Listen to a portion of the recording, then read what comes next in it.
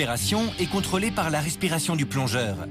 Les deux étapes dépendent de l'air comprimé qui agit sur les pièces essentielles que sont le piston au premier étage et le diaphragme au second étage. Voilà ce qui se passe dans le premier étage du détendeur au niveau de la bouteille.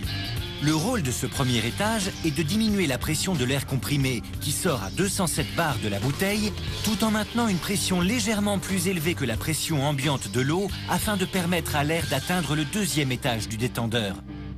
Le premier étage comprend un piston, un ressort et une chambre remplie d'air comprimé qui communique par l'intermédiaire du deuxième piston avec une deuxième chambre sèche. On trouve aussi une troisième chambre où l'eau pénètre, la chambre humide. Avant que le plongeur inspire, le piston est repoussé par de l'air comprimé et obstrue l'arrivée d'air de la bouteille. Quand le plongeur inspire, tout change. Les chambres sèches se vident. La pression de l'eau et du ressort font remonter le piston. De l'air s'échappe de la bouteille et circule jusqu'au poumon du plongeur. Cela dure jusqu'à ce que le plongeur cesse d'inspirer.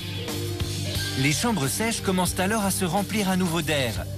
La pression augmente et fait redescendre le piston qui coupe l'arrivée d'air de la bouteille.